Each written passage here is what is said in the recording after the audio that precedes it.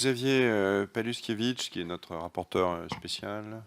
Je suis ici, Monsieur le Qui est Président. voilà.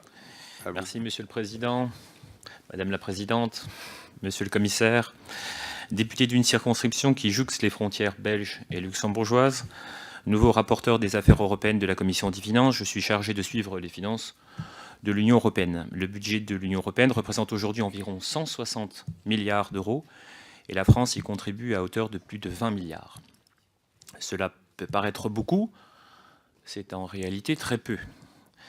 La taille de ce budget est faible au regard de la taille de l'économie de l'Union européenne. Elle est de l'ordre de 1% du PIB de l'Union européenne. Elle est faible politiquement pour faire avancer le projet européen, mais elle est faible aussi pour garantir l'efficacité économique de la construction européenne.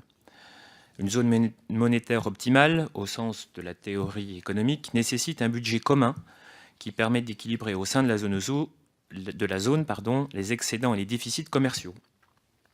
Chacun sait aujourd'hui qu'accroître la taille de ce budget est une des solutions pour empêcher que ces déséquilibres commerciaux au sein de la zone euro ne provoquent des crises budgétaires et financières qui pourraient à terme menacer le projet européen.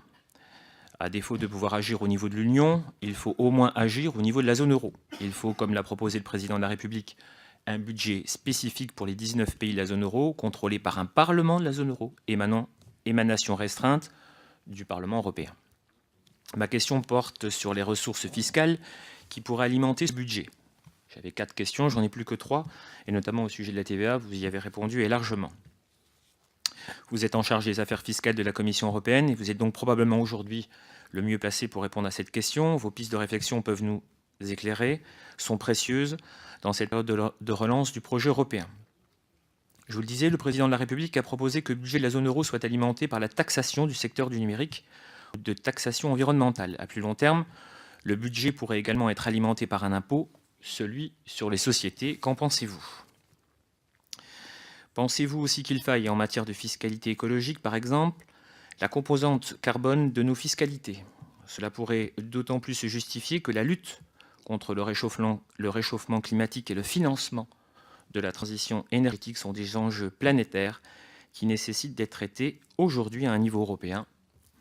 Aussi, pensez-vous que la solution d'un panier de fiscalité soit la plus appropriée pour cumuler les avantages de ces différentes pistes et amoindrir de facto les inconvénients?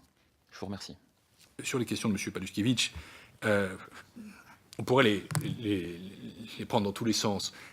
En effet, qui dit budget, d'abord le budget de l'Union européenne, et puis le budget de la zone euro, suppose qu'il y ait un travail sur les ressources. Et je crois depuis très longtemps qu'on ne peut pas se contenter de ce qui existe aujourd'hui, c'est-à-dire de contributions nationales au budget européen, et qu'on doit aller vers un vrai système de ressources propres.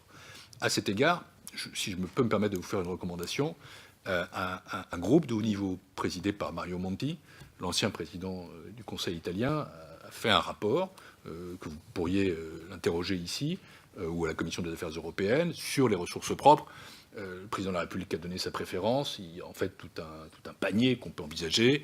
Je crois, pour ma part, en effet, que le temps d'une fiscalité énergétique devrait venir, pas pendant le mandat de cette commission, mais si j'avais un regret, c'est que nous n'ayons pas pu lancer ça, et s'il m'arrive d'en avoir quand même.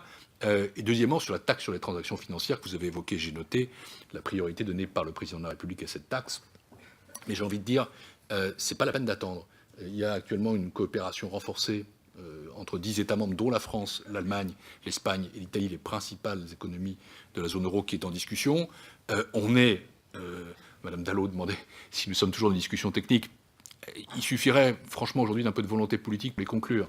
Donc moi, je souhaite vraiment que les gouvernements, tous les gouvernements, manifestent cette volonté. Et nous pourrions voir assez rapidement l'émergence d'une taxe sur les transactions financières. Et il n'est pas besoin de recommencer tout le processus. Je le crois très sincèrement. Il faut accélérer. Par rapport